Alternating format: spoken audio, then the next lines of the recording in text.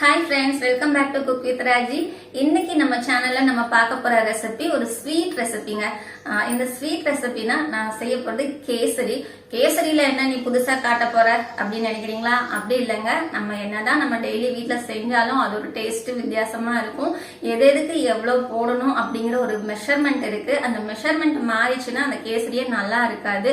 So நம்ம கல்யாண வீட்டுல சாப்பிட்ற கேசரி எந்த அளவுக்கு ஸ்வீட்டா சாஃப்டா இருக்குமோ அதே அளவுக்கு நம்ம வீட்லயும் சுலபமா செய்யலாம். இன்னைக்கு நான் அந்த மெத்தட்ல தான் உங்களுக்கு காட்ட போறேன். சோ இதுக்கு நான் என்னென்ன பொருள் எடுத்து வச்சிருக்கேங்கிறது முதல்ல சொல்லிடுறேன். இந்த கேசரி ரெடி பண்றதுக்கு பாத்தீங்கன்னா நான் 1 கப் ரவை எடுத்திருக்கேங்க. எந்த கப்ல ரவை எடுத்திருக்கேனோ அதே கப் அளவுக்கு இன்னொரு கப்ல ஒயிட் சுகர் எடுத்து வச்சிருக்கேன், அதாவது சீனி எடுத்து வச்சிருக்கிறேன். இது முந்திரி பருப்பு, திராட்சை, இது போக நம்ம நெய், ஏலக்காய் பொடி, மஞ்சள் தூள், கலருக்கு உங்களுக்கு என்ன கலர்ல வேணுமோ அந்த கலர் நீங்க ஆட் பண்ணிக்கலாம். நான் இன்னைக்கு மஞ்சள் பொடி தான் போட்டு செய்ய போறேன். அப்புறம் வாசத்துக்கு ஏலக்காய் நம்ம அதை செய்யும் போது போட்டுக்கலாம். முக்கியமானது இது. இதை வச்சு நம்ம இப்போ செய்ய ஆரம்பிக்கலாம். ஸ்டவ்ல பாத்திரத்தை வச்சு இந்த மாதிரி பாத்திரத்தை வச்சு ஸ்டவ் ஆன் பண்ணணும். ஃபர்ஸ்ட் ஆன் பண்ணிட்டு இதுல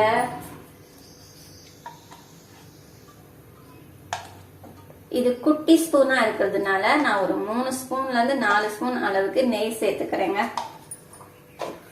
நெய் சேர்த்துட்டு இது கூட நம்ம கொஞ்சம் எண்ணெய் சேர்த்துக்கலாம்.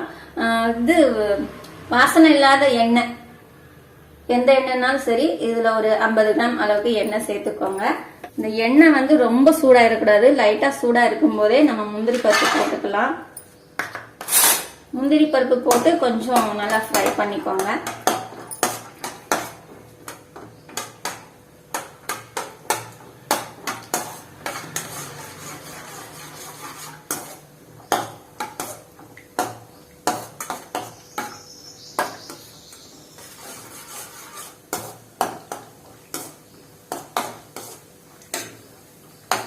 கருகிடக்கூடாதுங்க. மெயினா கருகாம ஒரு பொன்னிறமா வர்ற மாதிரி வறுத்துக்கோங்க. பாருங்க, இந்த மாதிரி நுரைச்சி வருதா, இந்த ஸ்டேஜ்ல நம்ம இந்த இதையும் போட்டுக்கலாங்க.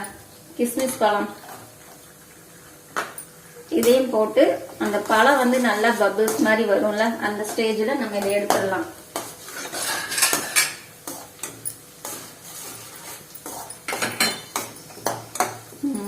அளவு வந்துருச்சுங்க. இது போதும். இப்ப இதை நம்ம எடுத்துடலாம். கருகக்கூடாது. மெயினா கருகுச்சுன்னா கேசரியோட மனமே மாறிடும். அந்த மனம் மாறிடும். அதனால கருகாம இந்த அளவுக்கு வறுத்துக்கோங்க. போதும். இப்ப இந்த எண்ணெயிலேயே நம்ம எடுத்து வச்சிருக்கிற ரவைய சேர்த்துக்கலாங்க.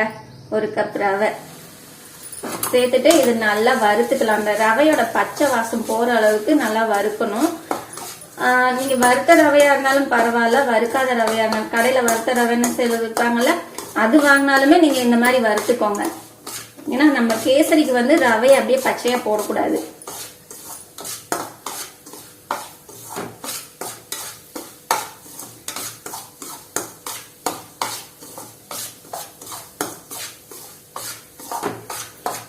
இது ஒரு 5 நிமிஷம் வறுத்தா போதுங்க.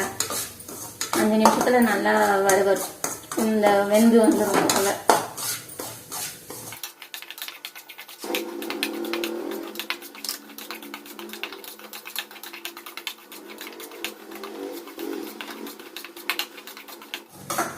ரவை நல்லா அந்த மனம், நெய்ல வறுக்கிற மனம் சூப்பரா வருதுங்க.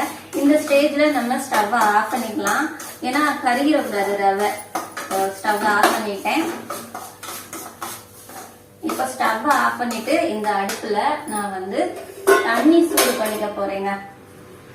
இப்போ 1 கப் ரவை எடுத்தேன் இல்லைங்களா, அந்த 1 கப் ரவைக்கு நம்ம 3 கப் தண்ணி எடுத்துக்கலாங்க. தண்ணி எடுத்துட்டு இது அப்படியே நம்ம பச்சை வெறும் தண்ணி அப்படியே சேர்க்க கூடாது. தண்ணியை கொதிக்க வச்சு இதுல சேர்த்துக்கிடணும். ஸோ முதல்ல நான் தண்ணியை கொதிக்க வச்சுக்க போறேன்.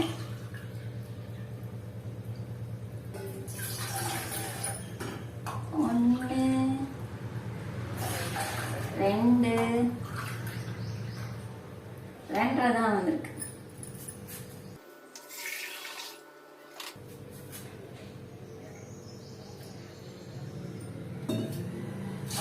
3. இப்போ இந்த தண்ணியை கொஞ்சம் கொதிக்க வச்சுக்கலாம். இப்போ இதோட இந்த சூடா இருக்கும் போதே இதுல மஞ்சள் தூள் போட்டு மிக்ஸ் பண்ணிக்கலாங்க.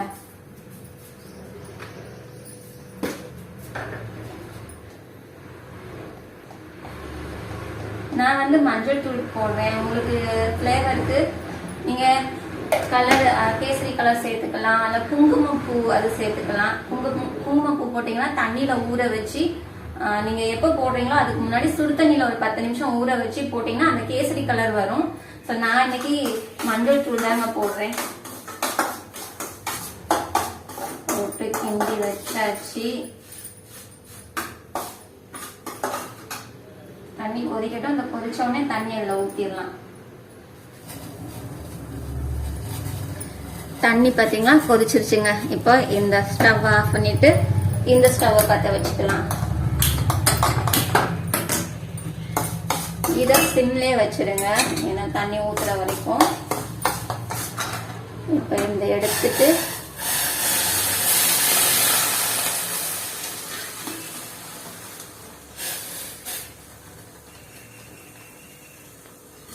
ஃபுல்லாக ஊற்றியாச்சு. இப்போ இது நல்லா வேகட்டுங்க.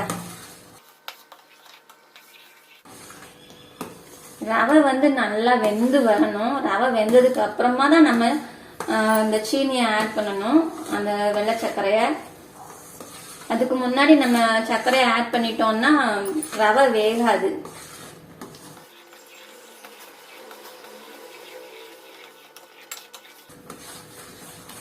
தெரிக்கும், அதனால ஸ்டவ்வை சிம்ல வச்சுட்டு இந்த மாதிரி கிண்டி விட்டுட்டே இருங்க, இல்லைன்னா மேல தெரிக்கும்.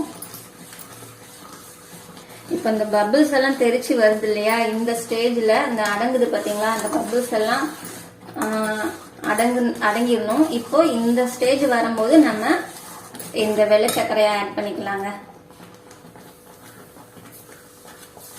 வெள்ளை சர்க்கரையை ஆட் பண்ணிட்டு இதுல கொஞ்சமா ஒரு பிஞ்ச் அளவுக்கு உப்பு சேர்த்துக்கலாம். ஏன்னா நம்ம உப்பு எதுக்காக சேர்க்கிறோம்னா அந்த இனிப்பு வந்து நமக்கு எடுத்து கொடுக்கும். அதுக்காக கொஞ்சமா உப்பு போதுங்க, ரொம்ப எல்லாம் போட்டாதீங்க. போட்டுட்டு நல்லா கலந்து விட்டுருங்க.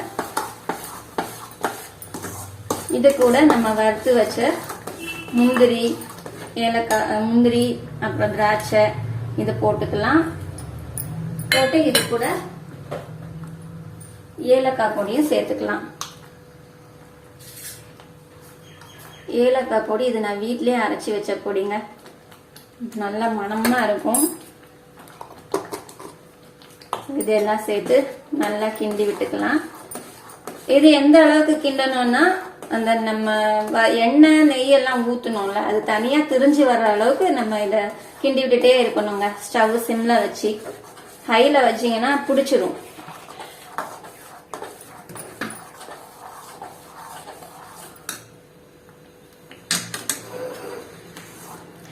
இதுல வேணா உங்களுக்கு ஃபிளேவருக்கு கலருக்கு நீங்க இது டூட்டி ஃப்ரூட்டி சேர்த்துக்கலாம். அப்படி இல்லைன்னா அன்னாச்சி பழம் இருக்குல்ல, அது வந்து கட் பண்ணி பீஸ் பண்ணி போட்டுக்கலாம்.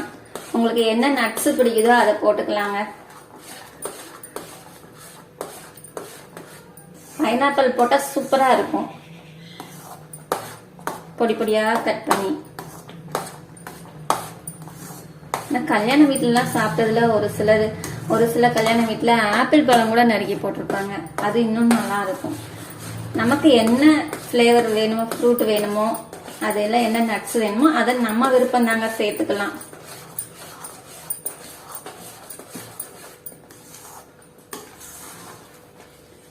பாருங்க, அந்த மாதிரி பாத்திரத்துல ஒட்டாம அந்த எண்ணெய் அதெல்லாம் தனியா பிரிஞ்சு வரணும்.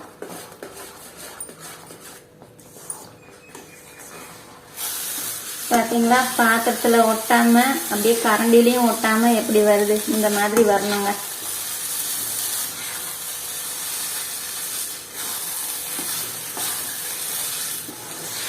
அவ்வளவுதாங்க, ரெடி. இப்போ நம்ம ஸ்டவ் ஆஃப் பண்ணிக்கலாம். இப்ப பாருங்க, நம்ம கரண்டில எடுத்து இப்படி வைக்கும் போது அழகா ஒட்டாம வரணுங்க.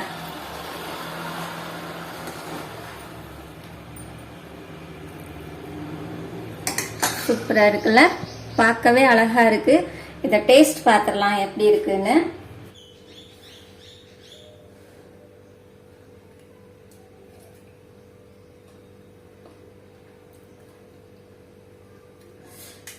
ரொம்ப சூப்பரா இருக்குங்க.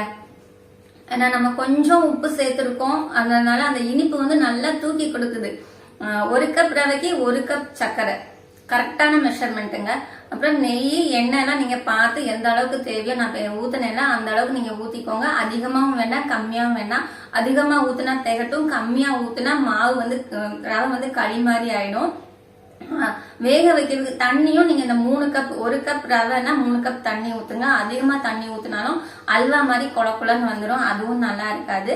சோ இந்த டேஸ்ட்ல நீங்க கேசரி செஞ்சு பாருங்க. உங்களுக்கு எப்படி இந்த ரெசிபி வந்ததுன்னு கமெண்ட் பாக்ஸ்ல கமெண்ட் பண்ணுங்க. வீடியோ பிடிச்சிருந்தா வீடியோக்கு லைக் பண்ணிருங்க. அப்புறம் நீங்க நம்ம சேனல் என்ன சப்ஸ்கிரைப் பண்ணாம பாத்துட்டு இருக்கீங்கன்னா உடனே சப்ஸ்கிரைப் பண்ணிக்கோங்க. மறுபடியும் அடுத்த வீடியோல இன்னும் ஒரு சூப்பரான ரெசிபியோட பாக்குறேங்க. பாய்.